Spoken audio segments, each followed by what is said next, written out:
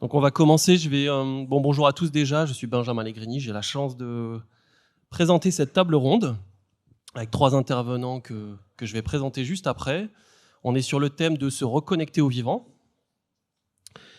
J'ai essayé de faire une présentation assez courte de mes intervenants, mais c'est très très difficile, vu le CV impressionnant qu'ils ont tous les trois. Je crois qu'on aurait pu y passer l'heure entière. J'ai été obligé de prendre des notes, donc vous m'en voudrez pas si je lis un petit peu. Donc à côté de moi, j'ai Marc-André Sellos, qui est professeur au Muséum national d'histoire naturelle à Paris. Et il enseigne également dans des universités en Pologne, en Chine, à Viçosa. Et il intervient aussi ponctuellement à l'École normale supérieure, Sciences Po et HEC. Il est spécialiste des symbioses, notamment mycorhiziennes, et révèle l'importance des interactions entre champignons et plantes pour les écosystèmes.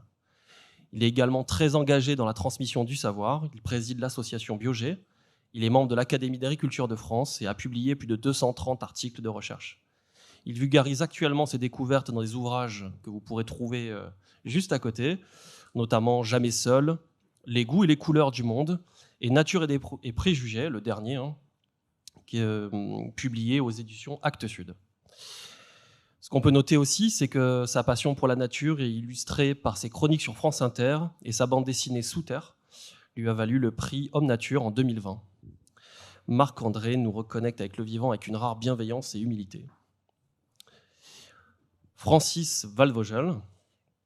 Francis est une figure majeure du monde scientifique avec un parcours exceptionnel qui allie médecine, recherche et engagement. D'abord formé en microbiologie et maladies infectieuses aux États-Unis, il est devenu professeur et chef de service de médecine interne à l'Université de Genève. Sa carrière l'a ensuite conduit à des fonctions prestigieuses, notamment en tant que vice-président du Conseil de la science suisse et président des écoles polytechniques fédérales suisses. Bien qu'il soit aujourd'hui en retraite, Francis continue de s'impliquer activement dans les débats scientifiques et sociétaux. Il aborde les grands défis contemporains, notamment écologiques, avec une perspective humaniste et multidisciplinaire.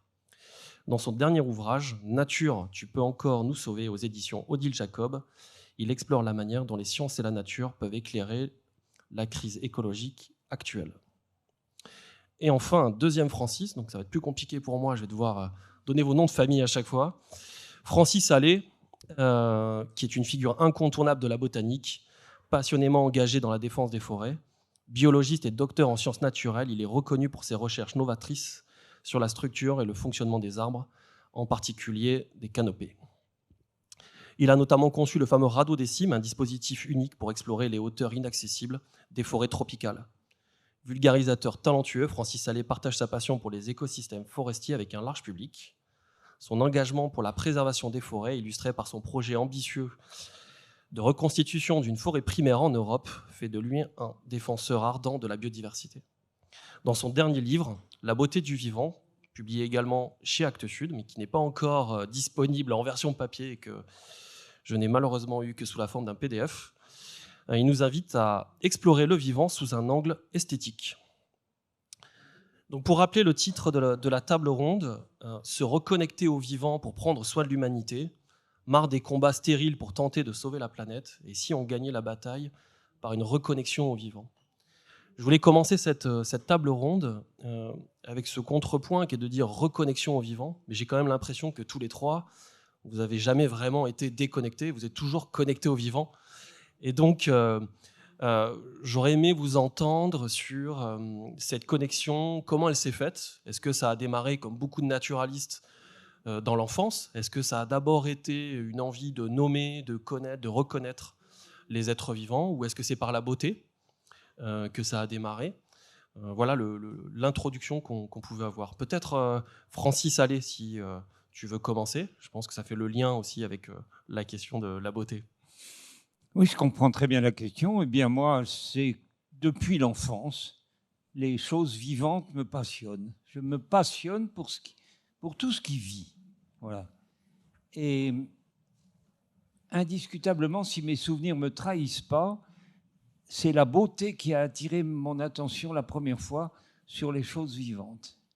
Je me rappelle un bassin chez mes parents où il y avait un gros dithyque noir avec les bords jaunes. Et bien sûr, je ne voyais pas la plupart du temps parce qu'il nageait dans l'eau. Mais quand il venait se ravitailler en air à la surface, c'était une merveille. Voilà. c'est comme ça que c'est venu. Francis Valvogel, dans ton livre, tu parles aussi beaucoup de la beauté, mais sous un angle plus paysager. Est-ce que tu peux aussi nous éclairer sur ce point-là Bien sûr, très, très volontiers, mais de façon totalement différente que mon autre collègue Francis, que j'apprécie énormément. Moi, je dois vous faire la description que mon départ, c'était une vocation de devenir médecin de campagne. Et j'avais envie de devenir médecin de campagne depuis l'âge de 15 ans, 16 ans, alors que je suis d'une famille d'ingénieurs, etc. Et c'était ma vocation. Au gré des années, des études, du développement, par la suite, je me suis rendu compte que je pouvais accéder à cette profession. Je suis devenu professeur universitaire de médecine, mais je me suis rendu compte que finalement, l'être humain n'était pas un être simplement individuel qu'on regardait l'un à côté des autres, mais qu'ils étaient liés avec la nature, qu'ils étaient liés avec l'environnement, et que tout ceci faisait un tout entre le couple, la famille élargie, la famille plus grande, la nature, etc. Et ceci m'a lié profondément avec la beauté de la nature, et petit à petit, j'ai reconnu que tout ceci était finalement qu'un continu, depuis les petits microbes jusqu'aux choses ultra grandes que l'on peut voir, et que toutes ces choses étaient liées, dont la nature était d'une beauté ineffable. Et pour toi, Marc-André ? Alors, moi, j'ai grandi à Paris, mais j'avais la chance que mon grand-père m'emmène. Les grands-parents, c'est vraiment très important. C'est pour ça qu'il faut que la retraite commence assez tôt. Pourquoi ? Voilà. Il m'emmenait donc dès qu'il y avait un peu de temps libre au bois de Vincennes, depuis tout petit. Et ensuite, je profitais des vacances dans l'île d'où était originaire mon père, donc à Belle-Île-en-Mer, et on y passait vraiment longtemps, quoi. On y passait dans la famille toutes les vacances d'été. Et à chaque fois que j'étais soit en forêt, soit effectivement à courir les champs et les vallons de Belle-Île, ce qui m'attirait le plus, j'ai bien peur que ce soit pas le beau, mais le bizarre. En réalité, c'était ce qui me questionnait, quoi. Je voyais bien ce que c'était qu'une plante, mais des fois, il y avait des trucs qui ne rentraient pas dans les catégories. Et j'ai toujours eu beaucoup de goût pour le bizarre, et c'est comme ça qu'on devient microbiologiste, parce que sinon, il n'y a pas trop de chemin qui mène à ça. Et ça augurait ensuite le questionnement de savoir, d'abord, qu'est-ce que c'est ? Donc, d'abord, l'envie de donner un nom latin, parce que ça rassure. Puis ensuite, de savoir comment ça marche.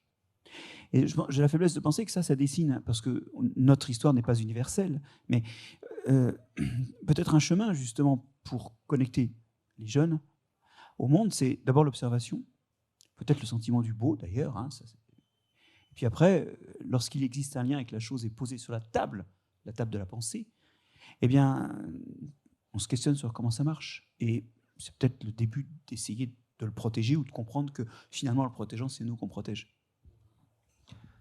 Moi, ce qui me marque aussi depuis le début de ce festival, sur un certain nombre de conférences que j'ai pu écouter, c'est que quand on parle de vivant et de reconnexion au vivant, très rapidement, on pense aux mammifères, on pense aux loups, on pense aux ours, on pense aux singes.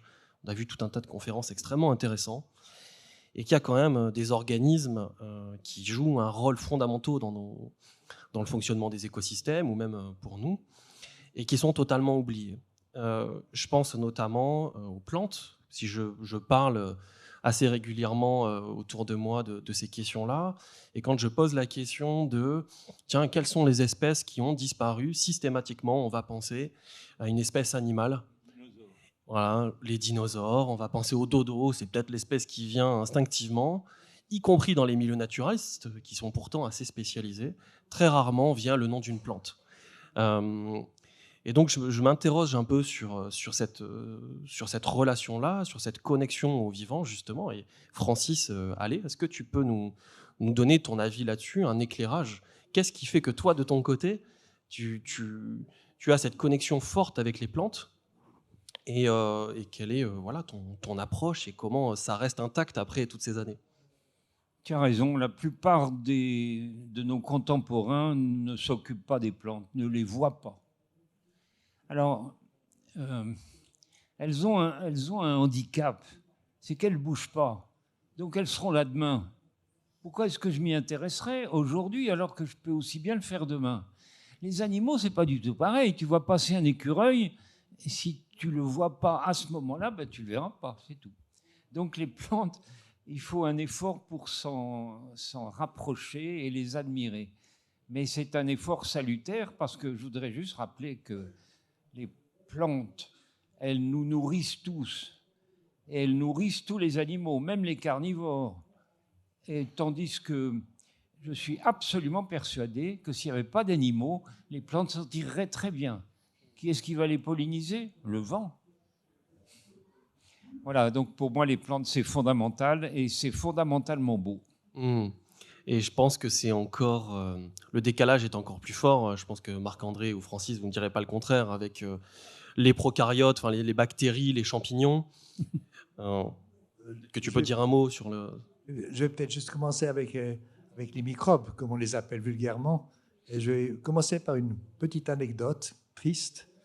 Quand j'étais jeune médecin, j'ai assisté au décès d'une jeune collègue qui a fait une maladie foudroyante, ce qu'on appelle une méningococcémie. C'est une infection avec un méningocoque. Elle est morte en quelques minutes, alors qu'elle avait une super famille avec 2 petits bambins et un mari qui était un ami. Et ceci m'a ébranlé évidemment énormément. Et ça continue avec la fausse doctrine que les microbes nous étaient hostiles. Mais j'ai appris avec le temps, dans mes études de microbiologie, ensuite de biologie moléculaire, ensuite avec d'autres activités, que finalement le nombre de microbes qui nous tuaient, qui était grave, c'était une minuscule quantité, vraiment le fin sommet d'un iceberg. Et une partie des microbes, ça serait au-dessus de la ligne de flottaison, mais que la majeure partie des microbes qui nous intéressaient étaient sous la ligne de flottaison, étaient en symbiose, nous aidaient à vivre, nous a aidé à nous développer être humains jusqu'à ce qu'on est devenu des êtres humains, les plantes, etc. Comme vous savez, dans les plantes, il y a des éléments qui permettent de capter le soleil, qu'on appelle des chloroplastes, qui rendent les plantes vertes. Ces plantes vertes sont en fait des bactéries qui, depuis des siècles et des siècles, des millions de siècles, sont entrées dans les cellules pour permettre aux cellules de survivre. Et donc, ça va complètement changer mon attitude vis-à-vis du monde microbien, que je vois maintenant comme un immense monde qui nous est extrêmement utile, qui est superbe. Et il y a une petite particule, une petite quantité de ces microbes qui, malheureusement, sont pathogènes pour l'être humain. Et c'est le prix à payer pour toute cette quantité de microbes qui nous sont utiles. Et dans ces microbes, on peut puiser des exemples de notre lien, justement, de notre connexion à la nature. Et bizarrement, on puise cette compréhension dans le moment où ça ne marche pas. Parce que justement, on perd cette connexion. Enfin, on ne perd pas cette connexion, mais comme on ne la gère pas, elle se passe mal. C'est notre microbiote. Notre microbiote, il est constitué d'autant de cellules, de bactéries et de champignons unicellulaires dans notre organisme que nous avons de cellules humaines, sans compter, par parenthèse, les mitochondries, qui sont des parties de nos cellules qui, comme ce que tu évoquais pour les chloroplastes, sont en fait des bactéries qui permettent de respirer. Ça fait des centaines de fois, 1000 fois plus de bactéries que d'êtres humains, de cellules humaines. Il y en a, effectivement, il y en a 10 à 1000 par cellule, donc en fait, on est surtout bactériens. En tout cas, pour le reste, ces bactéries et ces champignons que nous hébergeons dans nos cavités et à la surface de notre corps, leurs cellules sont aussi nombreuses que nos cellules humaines. Elles sont plus petites toutefois, donc ça fait 1 ou 2 kilos au total, ce que vous avez sur la peau et dans les boyaux. Et ce microbiote, puisqu'on l'appelle ainsi, il est constitué de 5 à 10 000 espèces microbiennes. Et on sait aujourd'hui qu'il contribue à toutes nos fonctions. C'est-à-dire que les fonctions, comme la digestion, la mise en réserve, le fonctionnement du système immunitaire, sont co-gérés par nous et eux. Et on le sait pourquoi, parce qu'en fait, dans les maladies modernes qui sont en pleine explosion, asthme, allergie, diabète, obésité, Parkinson, burn-out, je ne cite pas les choses au hasard, là, maladie de Crohn, un des facteurs, au-delà de facteurs bien sûr génétiques et environnementaux, c'est des maladies complexes, un des facteurs, c'est que les gens qui sont malades, en fait, une des causes, c'est qu'ils ont moins de diversité, autant de cellules, mais de moins d'espèces, et que donc il finit par manquer les espèces qui aidaient à fonctionner. Alors ça, c'est important parce que là, vous voyez que finalement, il y a une connexion, que tant qu'on n'en gère pas, ça merde, voilà. Et que, en fait, en creux, si vous retourner la chose, il y a une façon d'agir mieux. Et alors, comment entretenir ces microbes? J'ai juste donné un exemple. Il faut manger des fibres. Non que ça améliore le transit du tube digestif, ça c'est pas vrai. Ça améliore le transit, oui, parce que ça améliore la motilité gastrique. Mais surtout, ces fibres des 5 portions de fruits et de légumes par jour qu'on doit prendre, elles nourrissent nos microbes. Nous ne digérons pas les fibres, mais nos microbes les digèrent. C'est tellement vrai d'ailleurs qu'il y a des fibres dans le lait maternel, fabriqué par la mère, pour déjà, dès l'allaitement, nourrir ces bactéries. Ça s'appelle les oligosaccharides du lait maternel. C'est 10 grammes par litre de lait, quand même. Et ce n'est pas digeste pour le nourrisson, c'est pour nourrir les bactéries. Et donc, quelque part, ce que vous voyez, c'est qu'il faut donc manger des végétaux, et si possible des végétaux différents, parce qu'ils n'entretiennent pas les mêmes microbes. Vous sentez que notre lien aux végétaux dont nous nous nourrissons entretient notre lien aux microbes qui font notre santé. Tout n'est que lien. La connexion, elle n'a jamais cessé d'exister, mais quand on ne la gère pas, on la prend dans la gueule. Et si on commence à comprendre comment ça marche et à essayer de la gérer, on peut au contraire y trouver du potentiel. Mais on n'a jamais été déconnecté. C'est notre cerveau qui a cessé d'en être conscient, ou qui ne l'a jamais été. Mais elle existe, la connexion. Simplement, elle fonctionne n'importe comment, puisque personne ne la gère. Mais tu pointes quand même, je trouve, du doigt une des difficultés avec tous ces micro-organismes, et d'une manière générale, tous les organismes sur lesquels on porte assez peu d'attention. C'est un peu ce principe de loin des yeux, loin du cœur. C'est-à-dire que comment on peut trouver dans la nature l'expression de ces micro-organismes, comment on peut les observer, comment on peut, parce que ça passe obligatoirement par l'émerveillement, et c'est d'ailleurs ce que tu dis aussi très largement, Francis, dans ton livre, l'importance de la beauté. Comment elle va s'exprimer, cette dimension-là, chez les micro-organismes? Comment tu vas réussir à la retrouver? Comment, quand on n'est pas naturaliste, quand on n'est pas un spécialiste comme toi, comme vous, comment on peut s'en émerveiller? On s'éloigne un tout petit peu de l'esthétique pure. On y reviendra par la suite, parce qu'après ça devient très beau de nouveau. Le monde qui nous intéresse tous, le monde du sol avec ses microbes, etc., du microbiote, le monde des microbes, des virus, etc., il a été uniquement exploitable quand on a développé des éléments qui allaient au-delà de notre perception humaine. Il a fallu un microscope électronique, il a fallu ces nouveaux microscopes à balayage, il a fallu de nouvelles techniques chimiques. En d'autres termes, il a fallu aller au-delà des possibilités humaines pour voir, pour l'aider à voir. Et ceci a été le premier développement de ce monde microbien. N'oubliez pas que ce monde microbien a permis à ce moment-là très rapidement à comprendre la génétique, à comprendre ce que c'était qu'un gène. Et les premiers génomes qui ont été décrits étaient décrits chez les bactéries et chez les virus. Ils ont été séquencés dans les bactéries et les virus, etc. Il y a une certaine esthétique à ce niveau-là, mais elle est quand même très intellectuelle. C'est de la beauté de la recherche, c'est la beauté des découvertes. C'est une beauté absolument incroyable, mesdames, messieurs, qu'avec 4 bases organiques, 4 produits chimiques de base, combinés de façon différente, on fait tous les chromosomes de tous les êtres vivants de la planète. Ça, c'est une beauté intellectuelle, comme une certaine, avec 20 acides aminés qui sont des éléments qui font les protéines. Avec 20 acides aminés, on fait tous les éléments de votre corps, que ce soit votre rétine, que ce soit votre foie, que ce soit vos reins, que ce soit votre peau. Et ça montre la puissance incroyable de combinatoire de la nature pour faire avec quelques éléments simples, pour faire toute la diversité de la nature et toute la diversité de toutes les plantes et les animaux. Donc c'est une certaine beauté à ce niveau-là, mais je vous concède volontiers que c'est une beauté assez intellectuelle, mais on parlera plus tard beaucoup plus des beautés carrément esthétiques de ce qu'on voit. Francis, là-dessus, est-ce qu'on peut considérer qu'il y a une certaine forme de subjectivité dans la beauté? Ou pour toi, quand on observe les plantes, elle est vraiment partout, toutes les plantes sont aussi belles, on peut les hiérarchiser ou pas?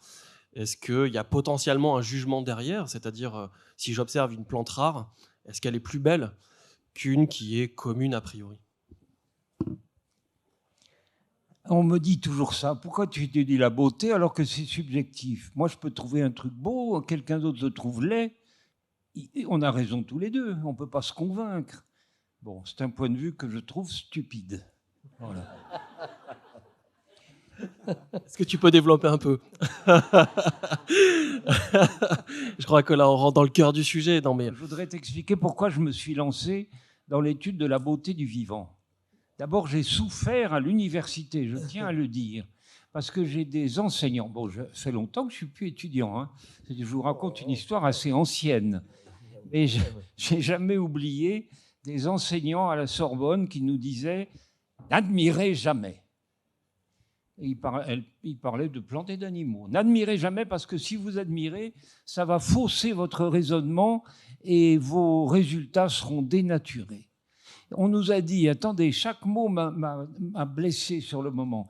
On nous a dit la beauté, c'est futile. C'est bon pour les enfants, c'est bon pour les débutants, c'est bon pour les poètes et pour les artistes. Mais c'est indigne d'un véritable scientifique. C'est texto.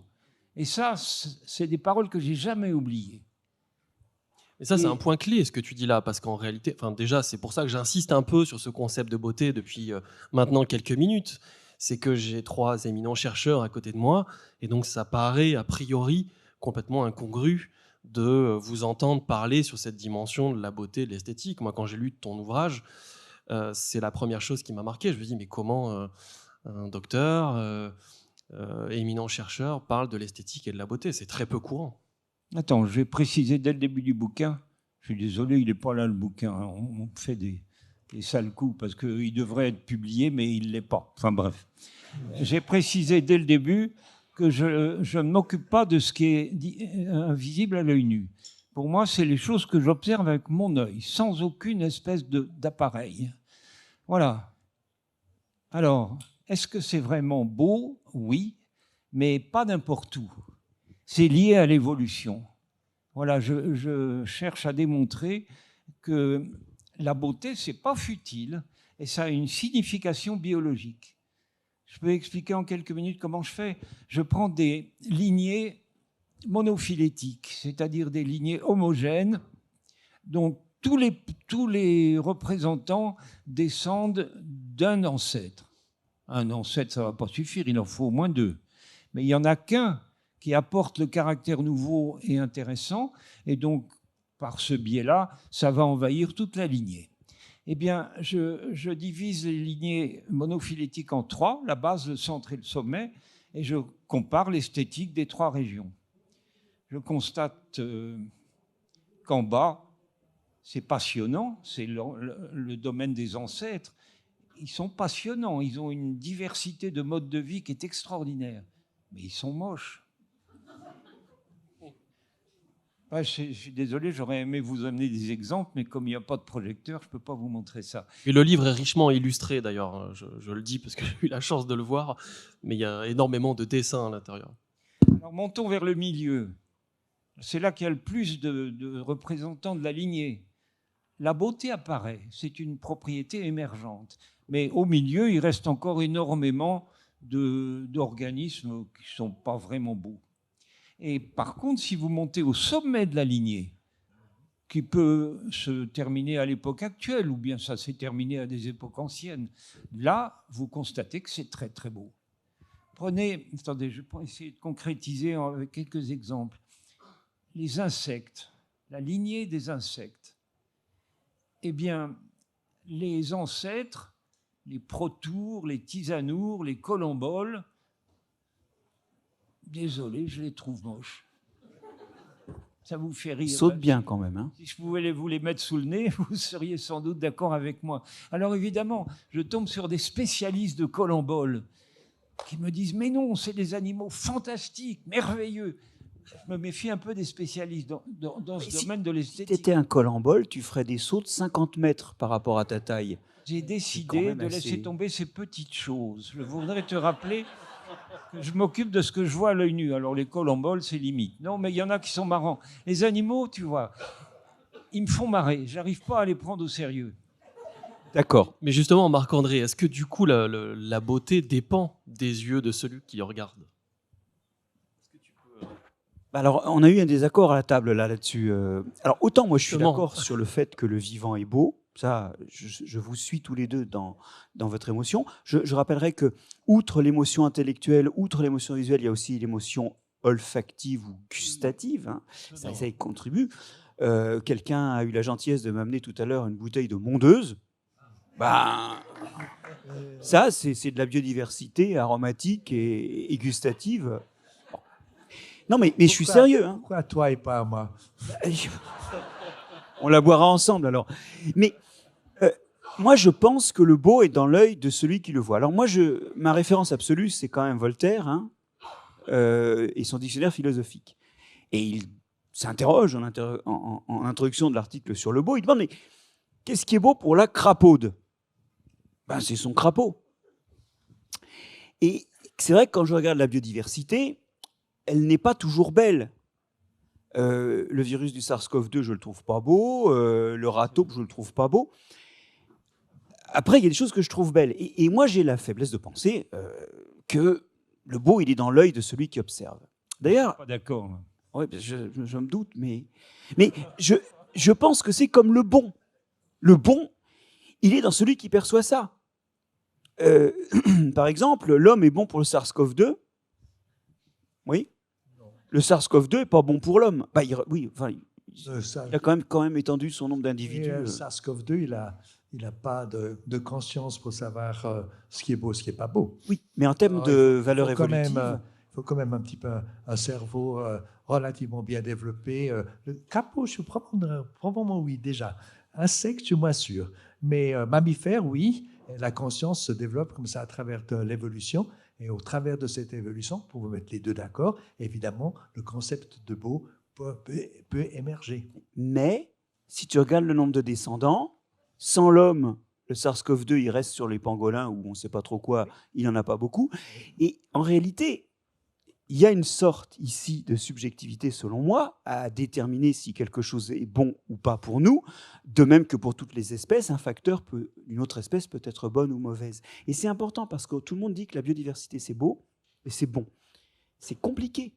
Moi, j'ai par exemple pas trop de mal à ce qu'on me dise qu'une plante est une mauvaise herbe, parce que c'est une herbe dont on veut contrôler le développement pour arriver à un résultat qui est de nourrir les gens. J'ai pas dit qu'il faut la conduire à l'extermination pour autant. Vous y êtes? Et d'ailleurs, pour le SARS-CoV-2, je ne le dis pas non plus, parce qu'on sait très bien qu'on ne peut pas l'éteindre, il faut vivre avec maintenant. Hein?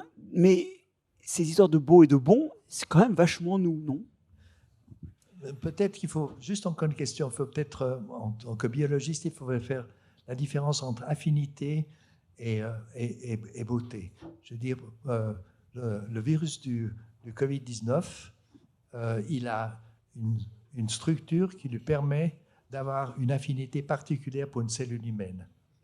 On ne peut pas parler de beauté à ce niveau-là, on peut parler de beauté quand on voit le virus, si on a envie de le regarder en tant que tel au microscope électronique. Mais ce que je veux dire par là, il ne faut pas confondre dans la biologie, il y a beaucoup de choses qui sont simplement des affinités, qui sont des affinités de protéines, de récepteurs avec d'antigènes, d'anticorps, etc., où le côté émotionnel de la beauté n'entre pas encore en ligne de compte. La beauté, elle se crée véritablement dans la conscience qui est suffisamment élevée pour être capable de faire l'observation. Moi, je sens que Francis a très envie de réagir. Moi, mais je trouve ça anthropocentriste. Ça veut dire que si l'homme n'existait pas, la Terre serait laide. Il n'y aurait pas de beauté. Il n'y aurait pas de beauté puisqu'elle est dans l'œil de l'observateur. Ni belle, ni laide. Elle n'est pas forcément dans l'œil de l'être humain, elle est dans certains yeux, ailleurs, d'autres animaux, d'autres possibilités de conscience émergente. C'est ça que je voulais dire. Non, sûrement pas. Ouais. Heureusement que tu m'as corrigé. C'est pas ce que je voulais dire. Merci. Je peux essayer avec une autre lignée? Celle qui nous concerne, puisque c'est là. On était resté au colambole, là. Ben, je vais passer aux vertébrés. Non, mais ce concept, il est très important. Et je trouve que le débat qu'on a là maintenant, il est en train de prendre un peu de contenu. Donc, allons-y. Alors, on est des vertébrés, n'est-ce pas, vous et moi? Et la lignée des vertébrés, elle a débuté avec des petits organismes de quelques centimètres de long qui ressemblaient à des limaces. On appelle ça des protocordés. Puis sont venus les cordés. Ce n'est pas encore des vertébrés parce qu'il n'y a pas vraiment une moelle épinière. Tout ça est mou. Enfin, bon. Et petit à petit, à partir de ces espèces de limaces, sont apparus des vertébrés. Et la beauté, vers le milieu de la série, il y en a qui deviennent beaux. Voilà, il y a des reptiles que je trouve magnifiques. Il y a les oiseaux. Personne ne peut nier que les oiseaux soient très beaux. Et puis, petit à petit, ça s'améliore encore. Alors, on arrive aux grands mammifères. J'ai dessiné des zèbres. C'est magnifique, un zèbre. Et c'est très bizarre parce que la zébrure, elle attire l'attention des lions sur ces animaux-là. Donc, on ne comprend pas très bien quel avantage ils ont à être zébrés comme ça. Et le résultat est très beau. Voilà. Et je pourrais faire ça avec une lignée de plantes aussi. Ça va ? Eh bien, les tout premières plantes, c'est la lignée verte. C'est ce que tu disais, c'est des bactéries symbiotes qui sont devenues les chloroplastes et ça ne s'est produit qu'une seule fois. Donc, c'est une lignée monophylétique et homogène. Au début, donc, des plantes, si on peut les appeler comme ça, unicellulaires, toutes petites. Et puis, petit à petit, il est apparu des mousses, des lichens, des marchantia, des choses comme ça. C'est pas vraiment beau. On peut s'y attacher, on peut les trouver charmants. Moi, j'ai des souvenirs d'enfance d'algues bretonnes. C'est magnifique, mais c'est pas de la véritable beauté. Chez les plantes, il y a eu un moment où la beauté est apparue. C'est quand les plantes se sont associées aux pollinisateurs. Les animaux qui sont responsables de l'apparition des fleurs. Alors là, les fleurs, on arrive directement dans un des sommets de la beauté du monde. Excusez-moi, je vais vous rappeler une parole du Christ. J'espère que ça ne vous choque pas. Regardez les lys des champs. Ah, c'est dimanche. Oui, ça va bien. Hein. Ils ne tissent ni ne filent. Mais ils ne tissent ni ne filent. Mais cependant, je vous le dis, le roi Salomon lui-même, dans toute sa gloire, n'a jamais été vêtu comme l'un d'eux. Le Christ, il a mis le nez dans une fleur. Il a trouvé ça extraordinairement beau. À mon avis, ce mec, il aurait dû faire botaniste. Il aurait eu d'ailleurs une vie beaucoup plus peinarde, surtout vers la fin.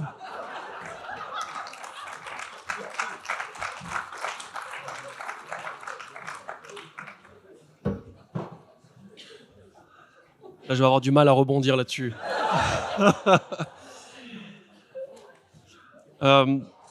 Je vais essayer de revenir sur un sujet qui concerne quand même la table ronde et sortir de la religion. J'essaie de voir comment je vais me sortir de tout ça. Mais attends, pendant que tu cherches ta porte de sortie, c'est quand même intéressant ce que tu dis, Francis, parce qu'au moment où les plantes commencent à faire des structures qui sont liées à l'interaction avec des animaux, la fleur, et parce qu'on est d'accord qu'on n'a pas ça sur des fleurs pollinisées par le vent, que tu évoquais au départ, alors nous, on y est sensible. Et justement, on est des animaux. Est-ce que justement, ce n'est pas ce qu'on est qui définit le beau, plus que ce qui le porte ? Je crois que là, il vient de tendre un piège.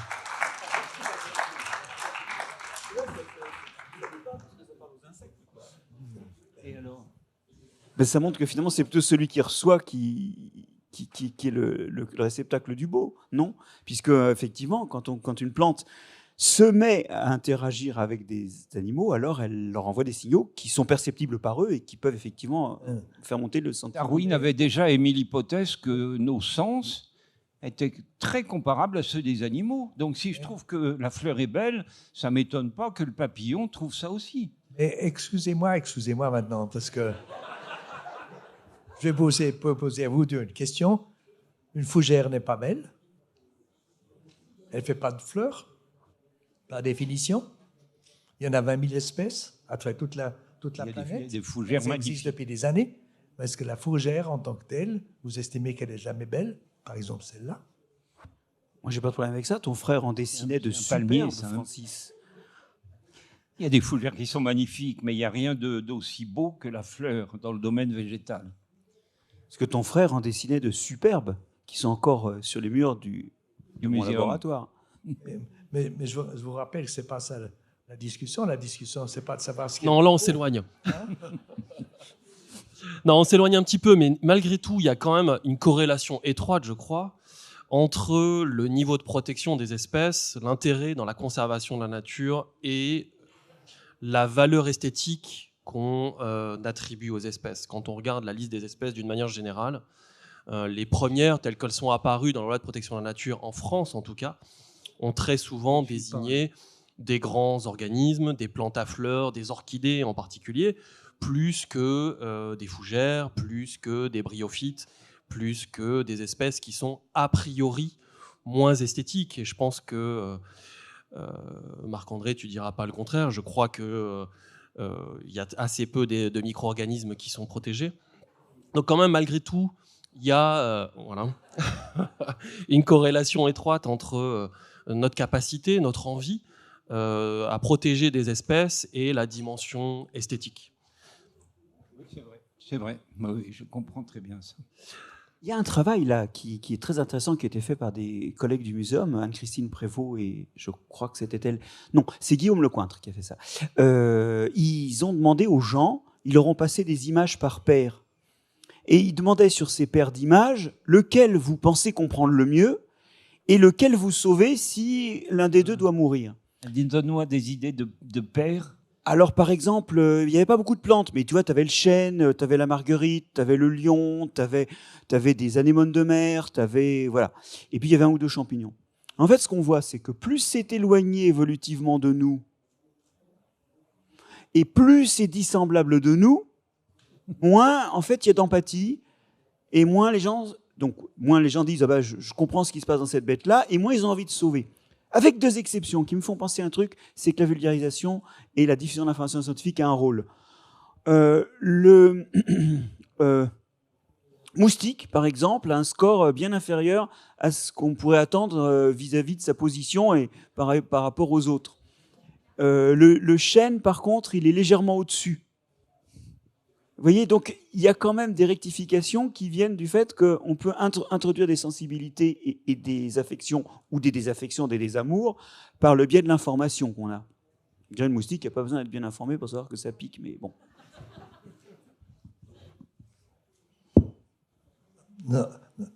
Non, si je continue, on va dévier. Je vous écoute pour la suite. Non, il y a pas. Franchement, c'est très intéressant. Je vais juste dire, je connais très bien ces travaux, mais ce sont des travaux qui ont plus affaire à la reconnaissance de l'altruisme plutôt qu'à l'aspect beauté. Alors, c'est une nuance quand même importante. On reste malgré tout dans le thème, hein. C'est-à-dire qu'on ne s'est pas éloigné, c'est comment se reconnecter à ce vivant pour arrêter cette destruction massive du vivant qu'on est en train de connaître. On le voit bien, vous l'avez exprimé, autour de la beauté et cet émerveillement qu'on peut avoir, c'est un des sujets, une des solutions. Et Francis, pour le coup, j'aimerais bien t'entendre sur un autre aspect que tu développes très largement dans ton ouvrage. C'est l'idée de dire qu'il faudrait abandonner ce paradigme linéaire de domination de la nature et se reconnecter ou plutôt s'inspirer des cycles naturels. Est-ce que tu peux nous expliquer quelle est cette idée et comment elle t'est venue aussi ? Je vais essayer de le faire en 2 minutes, mais c'est un processus qui a pris plusieurs années à se développer chez moi. Je vous invite tous et toutes dans cette salle de penser à un très beau paysage qui vous est cher. Lorsque vous regardez un de ces paysages qui vous est cher, vous verrez qu'il y a des collines qui sont ondulantes, il y a peut-être des cours d'eau qui cherchent leur voie.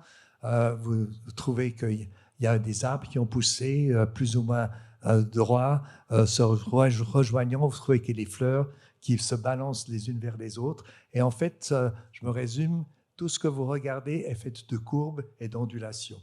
La nature vit de ça. Pourquoi est-ce que la nature vit de ça ? C'est que tous les processus internes de la nature sont des processus cycliques. Cycle de l'eau, cycle de l'azote, cycle du CO2, cycle du phosphate et de beaucoup d'autres. Et la nature vit de tous ces cycles. Pendant que vous me parlez, pendant que je vous parle, parlez-moi que je parle, vous avez des milliers de petites pompe dans toutes vos cellules qui sont faites comme des sucettes, qui tournent à toute allure pour pomper de l'énergie dans vos cellules. Tout est fait de façon circulaire.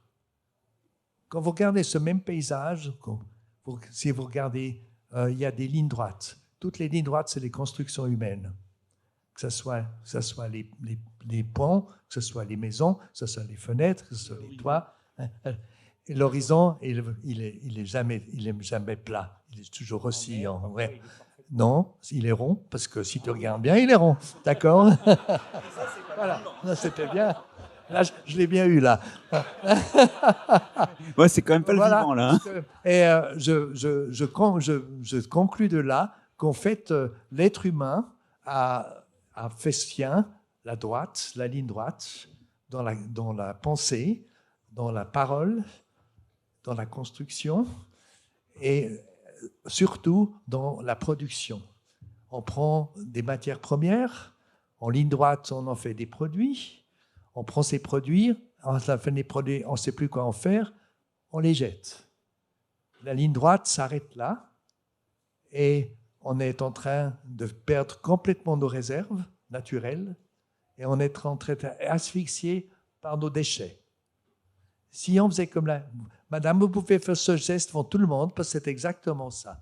Si on met tout ceci dans un grand cercle, on arrive à imiter la nature et permettre à la nature de faire comme la nature, d'utiliser tous nos déchets. Est-ce que vous connaissez des déchets que la nature fait? Non, la nature, quand elle fait des déchets, elle les réutilise tout de suite.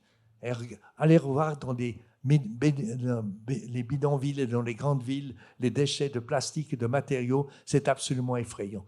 Donc, ma plaidoirie de livre, c'en est une des importantes, c'est de dire transformons ces lignes droites en cercles. Et en fait, je peux simplement vous dire qu'ayant travaillé avec des économistes et avec de l'industrie, si vous donnez aux déchets un potentiel, une valeur potentielle, vous donnez en quelque sorte une valeur d'argent, le cercle se ferme automatiquement parce que les investisseurs se précipitent pour investir là-dedans pour terminer la boucle. C'est ceci disant peut-être l'essentiel de ce livre.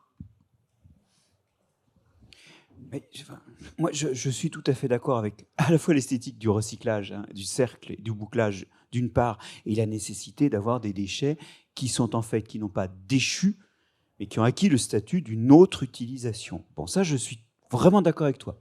Hein, donc, ce que je vais contester est marginal, mais quand même, il faut l'avoir en tête.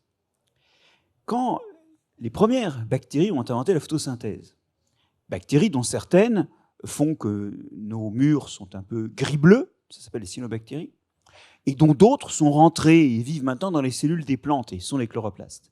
Or donc, quand elles inventèrent la photosynthèse, il advint qu'un gaz qui n'était pas présent dans l'atmosphère s'est accumulé, l'oxygène.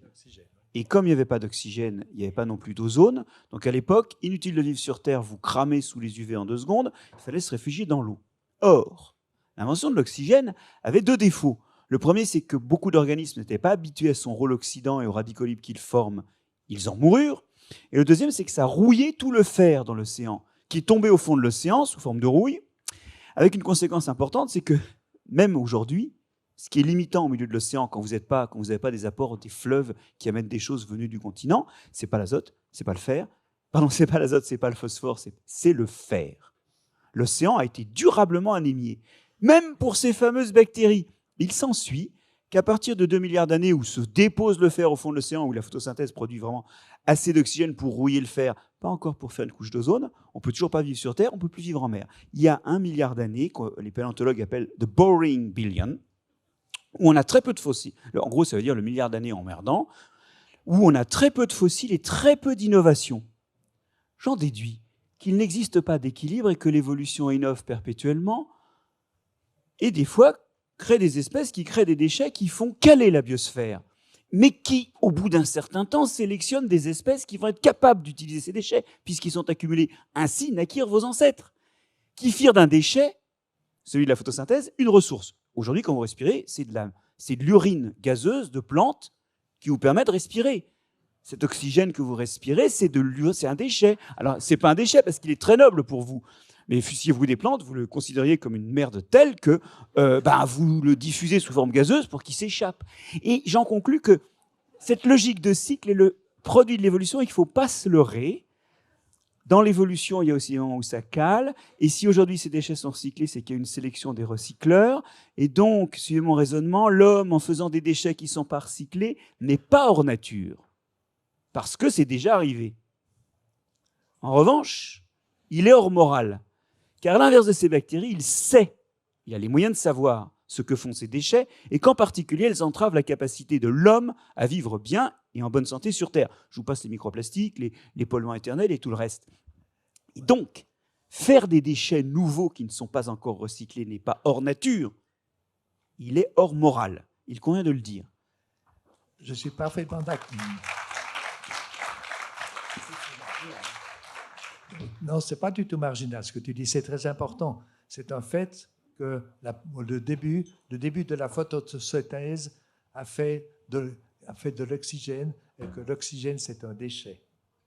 Tu as dit cela, je le reconnais. Mais les investisseurs qui étaient tous les autres êtres vivants à ce moment-là, et finalement nous, ont su prendre ce déchet oxygène pour en faire de la respiration et pour en faire des êtres humains, pour en faire les opéras de Mozart et beaucoup d'autres choses. Je veux dire, c'est grâce à ce déchet-là qui a été réinvesti que finalement toute l'évolution a été faite. Alors, je veux dire, avec ceci, le cercle que je voulais faire se ferme de nouveau. Au travers de ce que vous venez de dire tous les deux, on voit bien qu'il y a un enjeu très important à réapprendre, à nous inspirer de ce que fait la nature, des écosystèmes. Est-ce que, Francis Allais, lors de tes missions dans les forêts tropicales, il y a un certain nombre d'enseignements que tu peux tirer et que tu voudrais nous livrer, justement pour rejoindre ce propos? Il y a plusieurs types de beauté. Et il y en a une qui est très particulière aux forêts tropicales, c'est la beauté qui fait peur. Des animaux toxiques, bourrés de molécules dangereuses. Il y en a dans les papillons, il y en a dans les pieuvres en Australie, et il y a surtout un groupe très connu, c'est les petites rainettes, les dendrobates, c'est ça. Alors, un prédateur qui mange ça, il meurt. Mais ça ne lui sert à rien. Celui qui est mangé, ça ne lui sert à rien que son prédateur meure. Il vaudrait mieux éviter d'être mangé. Donc il faut un signal. Ces animaux-là ont trouvé des couleurs magnifiques. C'est parmi les plus beaux animaux qu'on puisse voir dans les forêts tropicales. Et le message, il est très clair. Ne me mange pas, parce que tu vois bien que si tu me manges, tu vas mourir. Ceux qui n'ont pas compris ce message-là, ils sont morts. Et moi, j'ai pris un réflexe maintenant quand je suis en forêt tropicale, quelque chose de très, très beau, méfie. Ça peut ne pas être dangereux, hein, mais souvent, ça l'est. Voilà. Alors, ça m'amène à te dire un mot de la laideur aussi, on n'a pas parlé de ça jusqu'à présent. Dans le domaine animal, j'ai trouvé sans difficulté des centaines d'animaux laids. Je regrette de ne pas pouvoir vous montrer l'image, mais quand on est la nuit en forêt équatoriale, on voit monter sur la base des troncs des frines. Waouh! Je ne sais pas si quelqu'un pourrait trouver ça beau. Tu vois, les amblypyges ou frines, c'est terrifiant, hein? Bon, c'est totalement inoffensif, mais sauf pour les petits insectes que ça mange. Voilà. Alors, dans le domaine animal, beaucoup de laideur. J'ai cherché des plantes laides. J'ai mis très longtemps à en trouver. J'ai longtemps pensé qu'il n'en existait pas. Il y en a des très discrètes. Une pariétaire, par exemple, bon, on passe à côté, on ne la voit pas, mais on ne peut pas dire qu'elle est laide. Elle est simplement trop discrète. J'ai fini par en trouver. Très curieux. C'est des plantes tropicales qui ressemblent à des plantes à fleurs tropicales, qui ressemblent à des champignons, à des carpophores de champignons. Mais je n'ai pas trouvé de véritable laideur. Ils sont pas si laids. Tu penses à des tismias ou des choses comme ça? Des tismias ou des choses comme ça? Et ouais, c'est pas trop laid. C'est extrêmement discret. Si, mais discret, c'est. Est-ce que discret, c'est laid?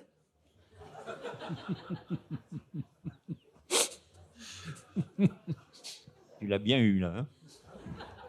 Moi, j'aimerais rebondir là-dessus parce que, en réalité, au travers de ce que vous venez de dire aussi, il y a vraiment cette question de l'apprentissage, de la formation, et comment, enfin, vous avez eu un parcours académique qui vous a permis de transmettre des connaissances, vous publiez des livres.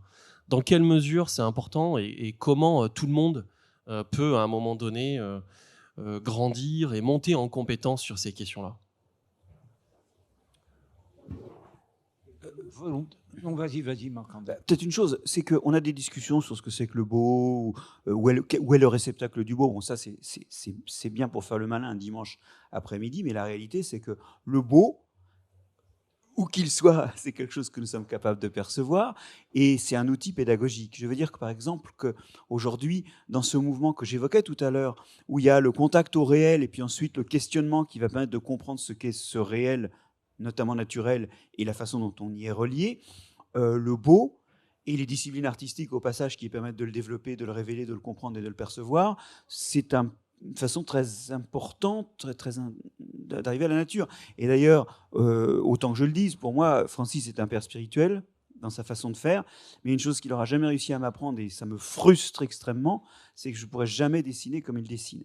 Et je pense qu'il a des outils, lui, que moi je n'ai pas, hein, et des outils qui justement font, au-delà du discours ou de l'écrit, font résonner le beau et qui sont des façons de capter les gens. La captatio benevolentiae, c'est le cœur de l'enseignement et de la formation. C'est capter l'attention des gens, et on ne les capte pas vers des raisonnements. Les raisonnements viennent pour comprendre des choses qui ont capté notre attention, et le beau est un outil pédagogique inoubliable. Hein. Tu dis ça, mais en même temps, dans ton livre, il y a des super dessins. Ouais, alors, mais c'est pas de ma faute. J'ai dû inviter Arnaud Raphaëlian à faire des dessins qui sont des clins d'œil, mais parfois certains sont des dessins esthétiques, effectivement, pour alléger le texte tout en appuyant dessus. J'aimerais dire que quand on arrive à sa dernière phase de sa vie, que de la mienne, parce que je suis retraité depuis plusieurs années, il n'y a que deux choses qui comptent encore, c'est comprendre et enseigner.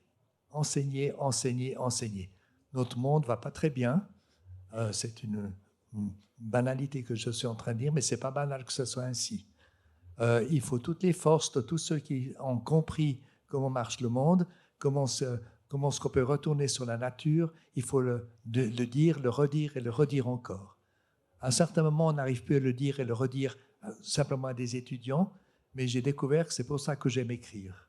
Je passais des heures et des heures à préparer les cours pour expliquer aux étudiants. J'en ai une trentaine qui sont du professeur, il y en a des centaines qui sont du médecin par la suite, de déceler l'étincelle dans leurs yeux parce qu'ils ont appris ce que vous êtes, ce qui était important pour leur dire. Et je dis, à l'heure actuelle, je me sens exactement de la même façon quand j'écris. Les gens me disent, tu prends beaucoup de temps pour écrire. Non, je ne prends pas beaucoup de temps pour écrire. Je prends beaucoup de temps pour comprendre d'abord. Je prends encore beaucoup de temps pour formuler les choses. Je prends encore plus de temps à me mettre dans la situation de mes futurs lecteurs pour voir s'ils comprendront. Et ensuite, j'écris. Et j'aimerais dire que ceci est une magnifique surprise pour moi de venir ici ces 2 jours, de voir tout ce monde qui est encore intéressé à lire et à apprendre. Et je vous en félicite. Merci pour ce mot. Je ne sais pas si Francis, tu veux aussi rajouter un mot, mais là, il nous reste un bon quart d'heure. Donc, c'est l'occasion de passer les micros et de poser. Donner mon avis sur l'enseignement. Ça devrait commencer sur les tout petits. Voilà. À emmener un enfant dans la nature, il s'émerveille dès que tu lui montres quelque chose. Encore faut-il lui montrer. Voilà, on donnerait aux enfants des écoles, mais aux petits, hein, les feuilles des arbres les plus communs qui sont autour de l'école, sans aucun effort, ils garderaient ça en mémoire toute leur vie. Moi, je trouve que, mais c'est pas de ça qu'on leur parle du tout, je trouve que l'éducation nationale ne fait pas son boulot.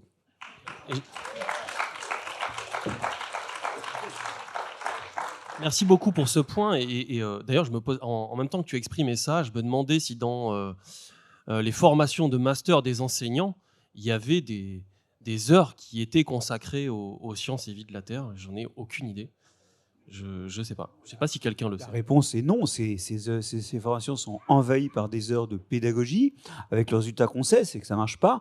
Et pour la formation des professeurs des écoles, c'est complètement désastreux.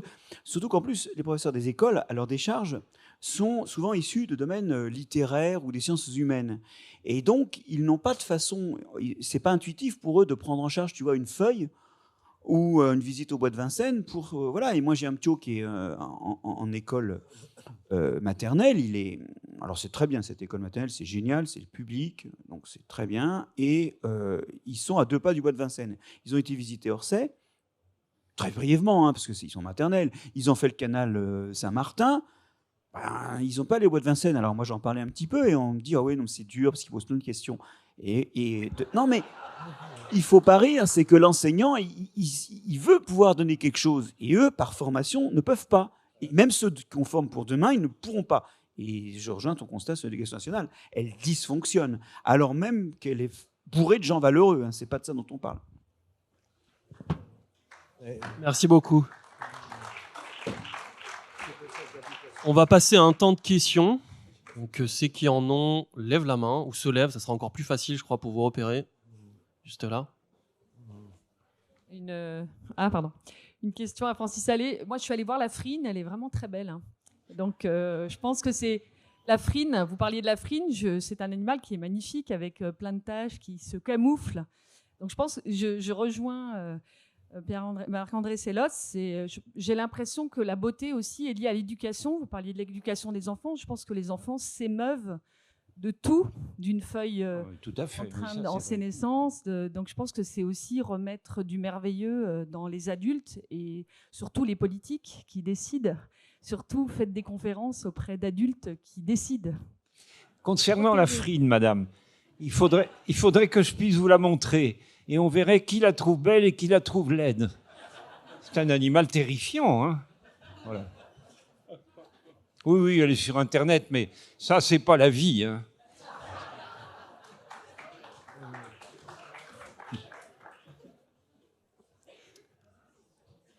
Bonjour, merci beaucoup. Moi, 2 choses. J'ai envie de reparler de cette histoire de déchets et de trouver un débouché grâce à l'argent. Je ne sais pas, parce que le problème du monde dans lequel on est, c'est qu'à partir du moment où il y a de l'argent, il va en falloir toujours plus. Donc, ça risque de continuer à créer plus de déchets et de partir là-dedans. Vous avez parfaitement raison. Ce que je propose n'est pas une solution absolue. Moi, je vous dis simplement que dans mes contacts à l'heure actuelle, j'ai beaucoup de contacts avec des firmes qui comprennent maintenant que si ils ont la science et la technicité pour utiliser les déchets et que ceci leur permet de le revendre, ça les intéresse et ils sont à ce moment-là tout à fait d'accord de fermer la boucle. C'est ce qu'on appelle finalement l'économie circulaire et l'économie verte. Il y a beaucoup de gens qui s'y mettent à l'heure actuelle à travers tout le monde. Cependant, vous avez raison, le danger est que les gens continuent simplement de produire ce qu'ils ont produit auparavant en disant le déchet, je le mets de côté, puis je l'envoie au sud ou bien je l'envoie en Asie et je le fais débarquer là-bas, ce qui est immoral et une catastrophe. Donc, ce que j'essaie de montrer avec la transformation de la ligne droite en cercle, c'est possible pour un certain nombre d'économies. Moi, j'ai passé de nombreuses années d'essayer de faire ceci pour le plastique. On arrive tranquillement à faire les premières machines qui le font, mais attention, comme vous dites très, très justement, il faut simplement être sûr que cet argent qu'on investit là-dedans est véritablement fait pour fermer le cercle. Merci. Je garde une petite seconde le micro par rapport à l'éducation aussi. mon petit arrive en maternelle, je suis d'accord sur l'éducation nationale. Par contre, il y a heureusement des gens qu'on peut faire venir, proposer aux professeurs d'aller...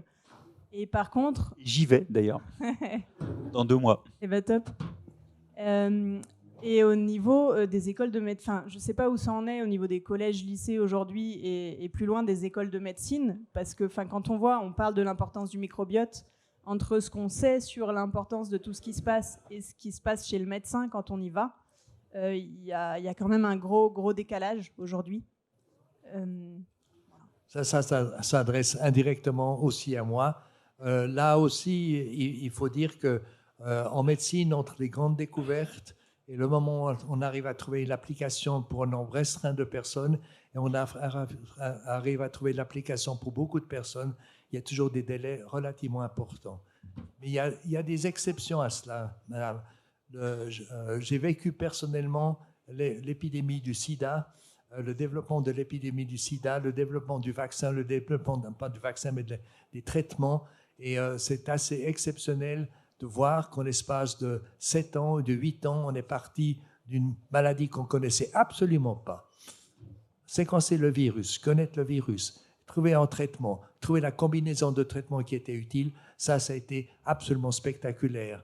Et je dois dire honnêtement, ce qui s'est passé en 2020 avec le développement du vaccin pour le Covid-19, avec une collaboration mondiale, donne un tout petit peu d'espoir que parfois on peut réaliser des choses au niveau planétaire pour le bien de tout le monde.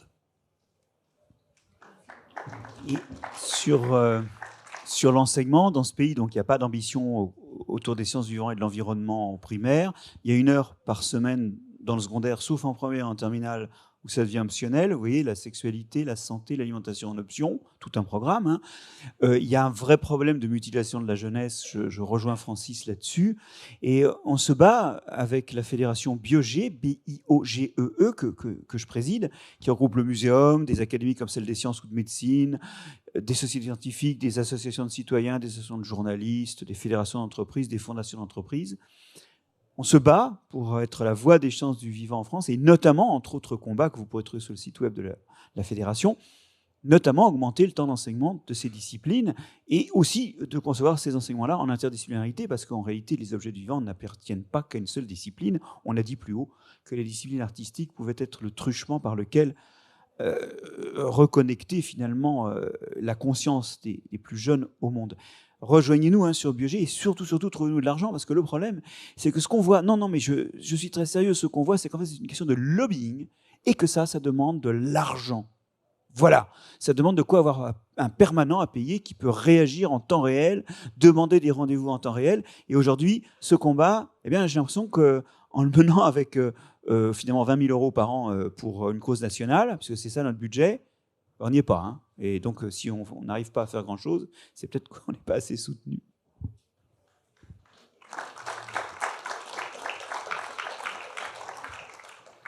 J'avais une question pour Francis Allais.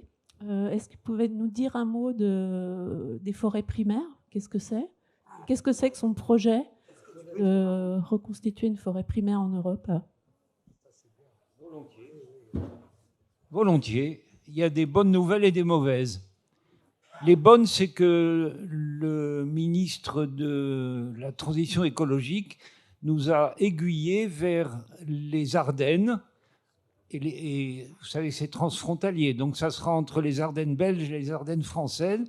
Et il nous a également aiguillés vers les Vosges. Et là aussi, ça sera transfrontalier avec l'Allemagne, les Vosges et la Rhénanie-Palatinat. Donc il y a une espèce de légitimité. Ça, c'est une bonne nouvelle. Les mauvaises, c'est que sur place, ces 2 sites ont une économie qui n'est pas en bon état. Et donc le Rassemblement national est extrêmement puissant. Et ces gens-là, ils détestent tout ce qui est écologique. Ils n'ont même pas lu le projet. Ils ont simplement compris que c'était de l'écologie forestière, donc c'est non. Et là, ça va être difficile de les faire changer d'avis, puisqu'ils ne veulent pas discuter. Donc des bonnes nouvelles et des mauvaises. Mais attendez, on ne lâche pas, on s'installe sur le terrain, on a loué des locaux, on a des gens très brillants qui donnent des idées à la population, qui font des réunions, qui font des visites de forêt. Et je pense que petit à petit, on va réussir à surmonter ce problème politique.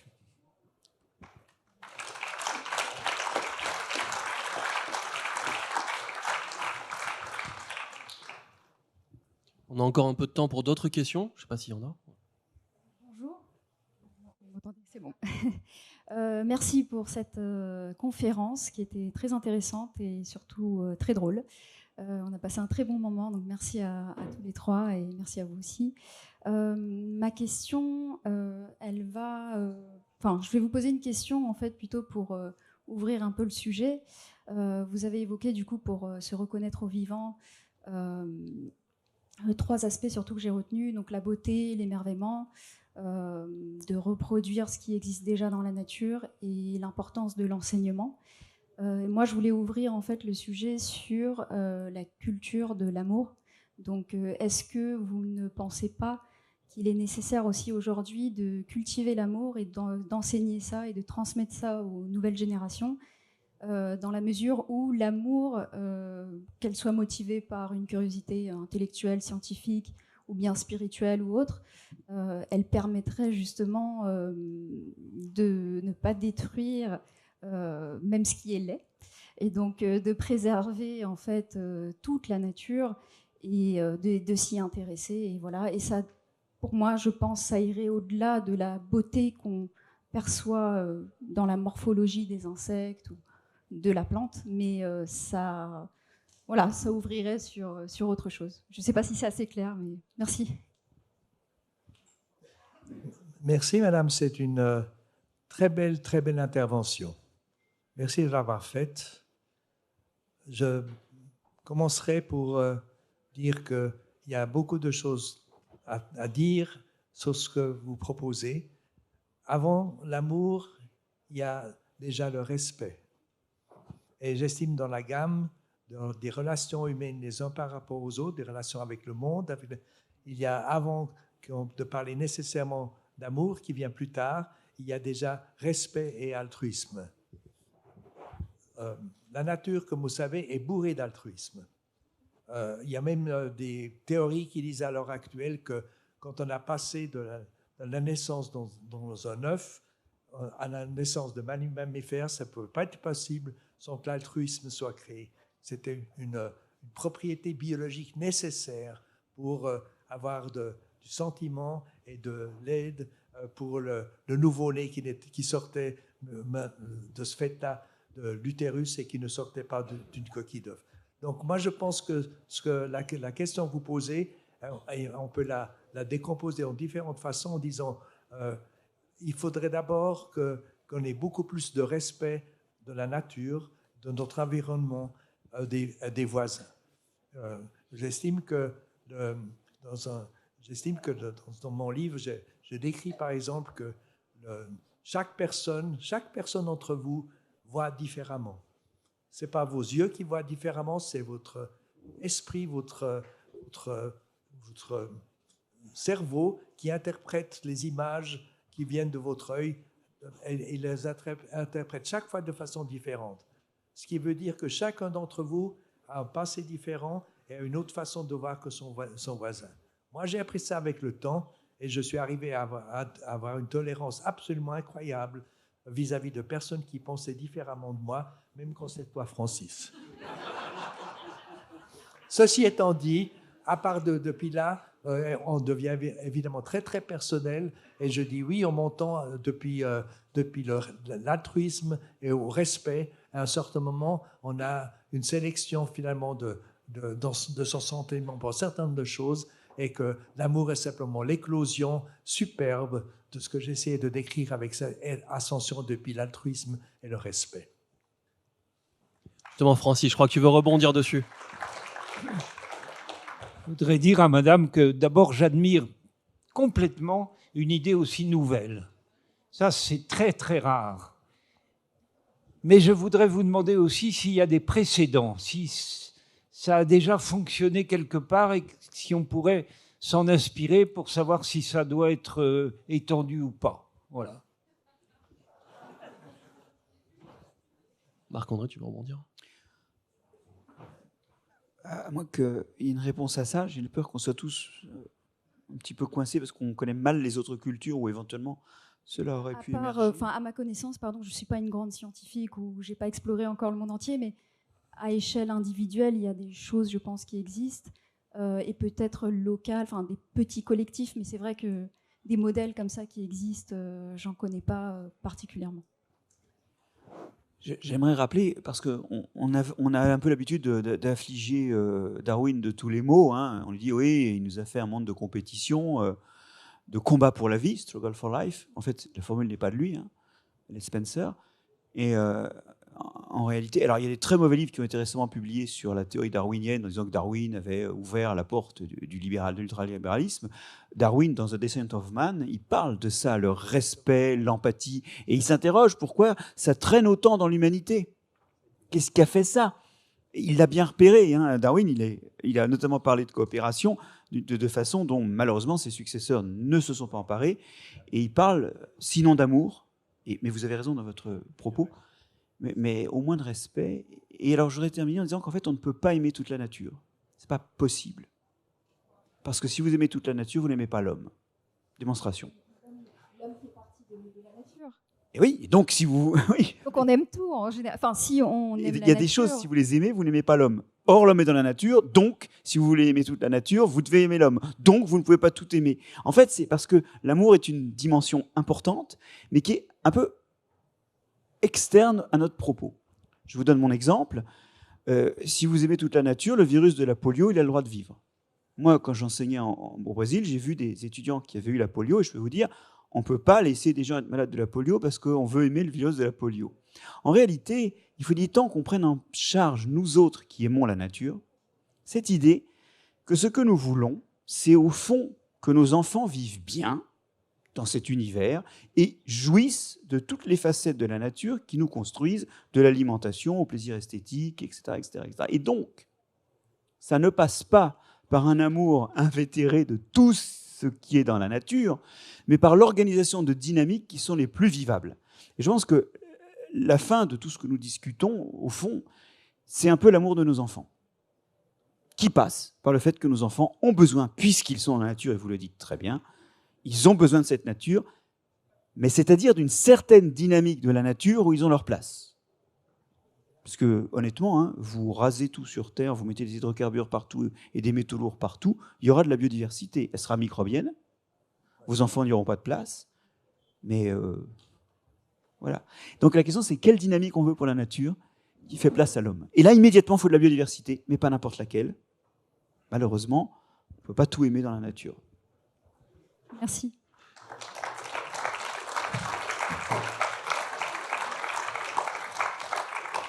Il nous reste 2 petites minutes, donc une question très courte. Ça tombe bien, j'ai une question courte. C'était intéressant de nous faire pointer le fait qu'on respirait le déchet des végétaux. J'ai quand même du mal à imaginer quel organisme se nourrira de nos plastiques, de nos PFAS, de tout ça. Donc j'imagine qu'en se mettant très loin au niveau macro, au niveau temporel, ça doit exister. Mais est-ce que vous pouvez nous détailler un petit peu ce qu'on peut imaginer? Je vais vous donner un exemple, deux exemples très parlants. Le premier exemple, je me répète, on a parlé du plastique. Le plastique, c'est avoir pris du matériel naturel qui avait été préparé par des centaines de millions d'années et le transformer en chaînes longues qui sont plus solubles, qui sont du solide et qu'on appelle plastique. La nature, elle fait ceci depuis 2 milliards d'années. Par exemple, la cellulose, qui sont les enveloppes des cellules végétales, c'est très, très robuste. Mais la nature a trouvé des enzymes pour les dégrader et ils disparaissent. Un autre exemple, vous êtes tous ici, dans cette salle, vous avez de la peau, peut-être quelques rides. Pourquoi? Parce que votre peau contient du collagène. Le collagène n'est rien d'autre qu'un polymère d'acide aminé qui sont mis les uns après les autres pour donner les constituants structurants de notre peau, de nos os et de beaucoup d'autres choses. Mais la nature, quand elle a inventé ça, elle a inventé des dizaines d'enzymes qui sont capables de le dégrader. Je donne un exemple. Lorsque un enfant ne pourrait pas grandir si au fur et à mesure son collagène n'était pas dégradé pour qu'il puisse se multiplier et qu'il puisse grandir. Un autre exemple, c'est le tétard. Le tétard, quand il se transforme en grenouille, il faut qu'il perde sa queue. Et il y a des enzymes qui dégradent le collagène de la queue pour le faire disparaître. Quand vous allez voir un étang, vous ne voyez pas de queue de tétard. Ils ne sont pas là. Tout a été dégradé. Nous, on était malins en 1950. On dit on va faire des matériaux, on va polymériser ce pétrole, on va faire des longues molécules. On est beaucoup plus calé que la nature qui est capable de faire. L'homme intelligent à ce moment-là, qui n'était pas là, malheureusement, aurait dû dire oui, si vous faites ça, mais vous trouvez un système tout de suite pour le dégrader. C'est-à-dire, vous le faites et vous le dégradez après. Mais on était tellement prétentieux qu'on a envahi le monde avec ce plastique, mais on a ce plastique, on n'a pas les enzymes pour le dégrader. Alors, c'est un magnifique exemple de notre échec collectif. En ce qui concerne l'oxygène de tout à l'heure, qu'on appelle le poison, c'est un certain poison, Marc-André l'a dit tout à l'heure, il faut savoir le détoxiquer. Mais pour reprendre tout à l'heure, on a inventé des tas d'enzymes pour le dégrader et pour le maintenir de façon à ce qu'il ne fasse pas trop de dégâts. Mais c'est la nature qui a réussi à le faire et c'est à nous de reproduire la même chose. Peut-être pour terminer la discussion, puisque le temps passe, je consacre tout un chapitre de Nature et préjugés à la notion de déchets. Et j'essaie de montrer qu'il y a des déchets qui sont interdits et qu'il faut arrêter de produire les produits sources. Ce n'est pas la peine de ramasser du plastique, c'est d'en produire avant de ramasser. D'accord ? Il y a des déchets, au contraire, qui sont des solutions. Et là, je pense à votre urine et à votre merde que vous envoyez dans des stations d'épuration pour disperser avec vos impôts locaux l'azote et le phosphate, pendant que les agriculteurs achètent de l'azote et du phosphate. Chier, pisser dans les champs, commencez par faire ça. Merci Marc-André. On va s'arrêter là.